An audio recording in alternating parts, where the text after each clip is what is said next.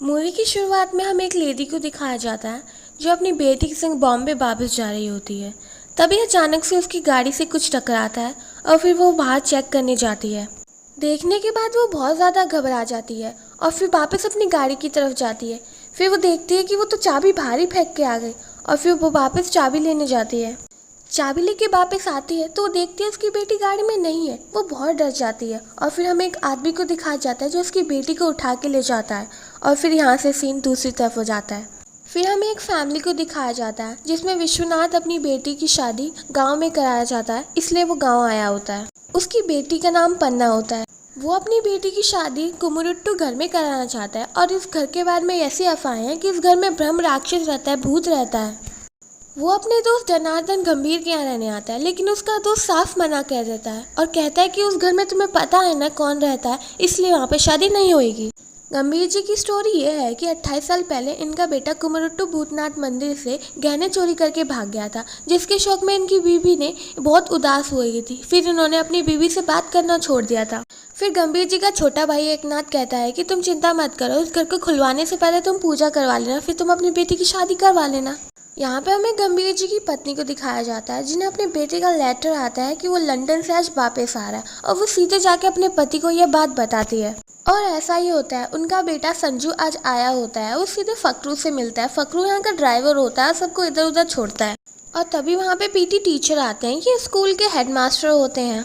वहाँ पे बहुत सारा इंट्रोडक्शन होता है। फिर फकरू संजू को उसके घर लेके जाता है।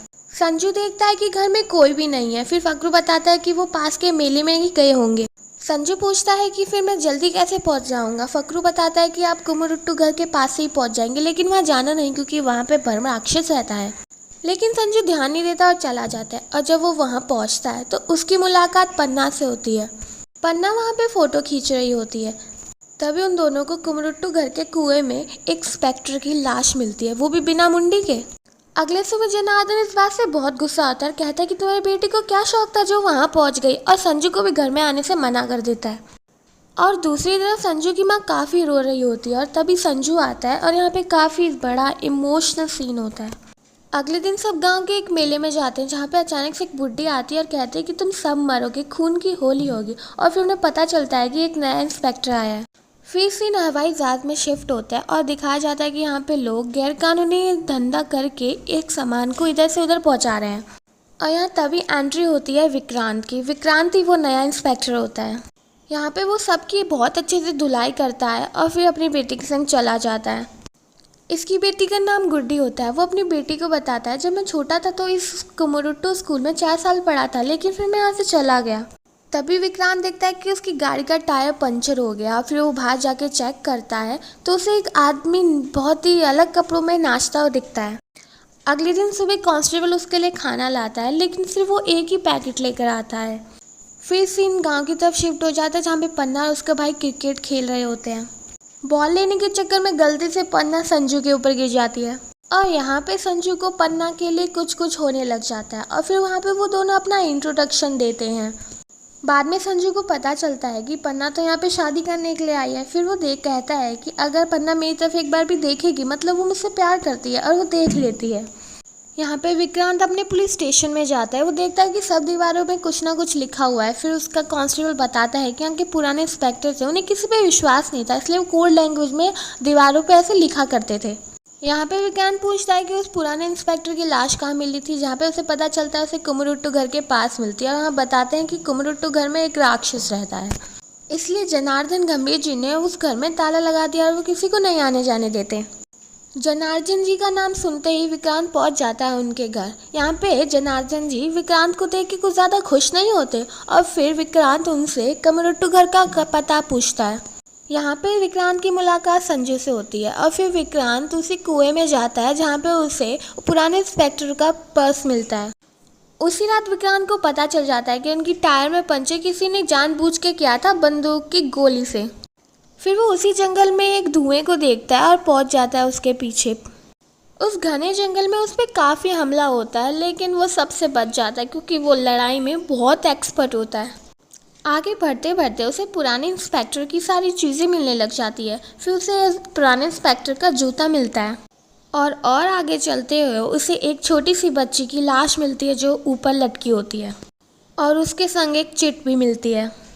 अगले दिन विक्रांत पीटी टीचर के पास जाता है और कहता है कि आपको पता है आप ही के स्कूल के बच्चे सबसे ज़्यादा गायब हुए हैं। यहाँ पे पीटी टीचर अपना इंट्रोडक्शन कहता है और कहता है कि मेरा नाम लॉरेंस पिंटू है और आप मुझ पर बेवजह शक कर रहे हैं। यहाँ पे विक्रांत को कुछ अजीब लगता है कि हर मरने वाले बच्चे के मुंह पे एक ऐसी डिज़ाइन सी बनाई गई है और उन सबके संग एक चिट मिली है जिस पे लिखा होता है कि घुंघरू की जंगार से खून की होली होगी।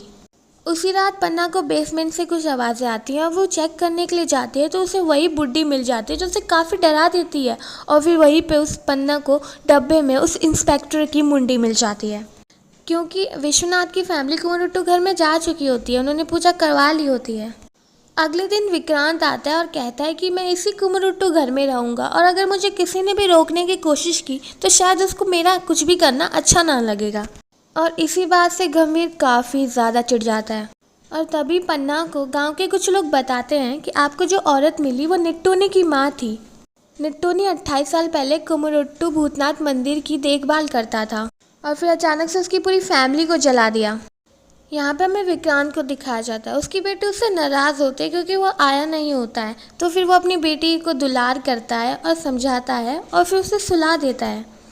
यहाँ पे एक बाप बेटे का प्यार भरा रिश्ता दिखाया जाता है। अगले दिन विक्रांत को मुंह से खाने के बारे में पता चलता है, ये वो इंसान है जो इधर उधर माल पहुँचाता है गैर कानूनी वाला। विक्रांत पूछता है कि कहाँ मिलेगा तो वो बताता है कि ये तो इसके बारे में सिर्फ आपको एक इंसान बता सकता है और वो है रकम्मा। विक्रांत पहुंच जाता है रकम्मा के पास और उसके बारे में पूछता है। रकम्मा पहले तो नहीं बताती लेकिन फिर बाद में उसे बता देती है कि वो चेक पोस्ट पे मिलेगा। रकम्मा कहती है तुम दोबारा तो आओगे ना? विक्रांत कहता है ज़रूर। यहाँ पे विक्रांत मुँह से खाने से कहता है कि जिन बच्चों की मर रहे हैं उन बच्चे तुम्हारी ज़मीन पे ही क्यों उनकी लाश मिल रही है? मुँह से खाने कहता है कि मुझे इस बारे में कुछ नहीं पता। तब इंस्पेक्टर कहता है तो पुराने इंस्पेक्टर से तो ज़रूर लेना देना होगा। तभी मुँह से खाने से धमकी देता है कि संभल के रहना, कहीं तुम ना गायब हो जाओ। उसी रात संजू सबसे पंजा लड़ा के पन्ना के सामने 30 माह खां बनने की कोशिश कर रहा होता है और फिर अचानक से तभी वहाँ पे विक्रांत आ जाते हैं और वो उससे पंजा लड़ना स्टार्ट करते हैं, लेकिन वहाँ पे संजू हार जाता है। संजू बोलता है कि क्या सर, आपने तो लड़की के सामने मेरी बेइज्जती करा दी। फिर वहाँ पे गाना नाच सब होता है और फिर उसी रात पन्ना और उसका भाई किसी इंसान को वहाँ पे नाचते हुए देखते हैं जैसे कि विक्रांत ने देखा था। अगली सुबह उनको चेक पोस्ट पे रखवाली करने वाले बालू की लाश मिलती है, लेकिन उसके मुंह में चित्रकारी नहीं थी, मतलब कि उसे उस राक्षस ने नहीं मारा। अगले दिन विक्रांत के पास पन्ना जाती है और कहती है कि मैंने उस रात ऐसे एक ब्रह्म राक्षस को नाचते हुए देखा था जो अजीब तरीके से नाच रहा था। उसी रात संजू और पन्ना विक्रांत के रूम में जाते हैं जहाँ पे वो एक कमरा देखते हैं जिसमें सारे गांव के लोगों की तस्वीरें जुड़े हैं और कुछ पेपर ऊपर जुड़े हुए थे। यहाँ पे पन्ना संजू से कहती है कि तुम्हें कुछ अजीब नहीं लगा? पुराने इंस्पेक्टर के मरने के 2 दिन बाद ही एक नए इंस्पेक्टर का आ जाना, और इन्होंने कभी भी पुलिस इंस्पेक्टर की ड्रेस ही नहीं पहनी और उनके बात करने का बोलने का तरीका कुछ अलग ही है। फिर उन्हें किसी की आवाज़ आती है और वो दोनों नीचे चेक करने जाते हैं तो वहाँ पे विक्रांत को दिखाया जाता है कि वो वैसे ही कपड़े पहन के खड़ा होता है, जिससे हमें पता चलता है कि उसका वहाँ से कुछ लेना देना तो है। अगले दिन पन्ना और संजू इस गांव के सबसे पुराने आदमी से मिलने जाते हैं। वो उन दोनों को निट्टूनी के परिवार की कहानी सुनाते हैं। वो बताता है कि निट्टूनी के 2 बेटे राघव और माधव और एक छोटी सी बेटी थी। वो एक बहुत अच्छा और सुखी परिवार रहता था और एक दिन उनके पास हेडमास्टर आता है। हेडमास्टर उनसे कहता है कि तुम अपने दोनों बेटों को पाठशाला के लिए भेज दो, अगर वो पढ़े लिखेंगे तभी तो आगे बढ़ेंगे। जिससे निट्टूनी मान जाता है और उन्हें भेज देता है, लेकिन वहाँ के बच्चे उन्हें बहुत तंग करते हैं क्योंकि गाँव के बाहर रहते थे। एक दिन जनार्दन का बेटा संजू भूतनाथ मंदिर से सारे गहने लेके भाग जाता है और वो सारा का सारा इंतजाम निट्टू के परिवार पे आ जाता है। दादी माँ माधव और राघव को वहाँ से भगा देती है, लेकिन गाँव वाले उनका घर जला देते हैं और उन्हें जान से मार देते हैं।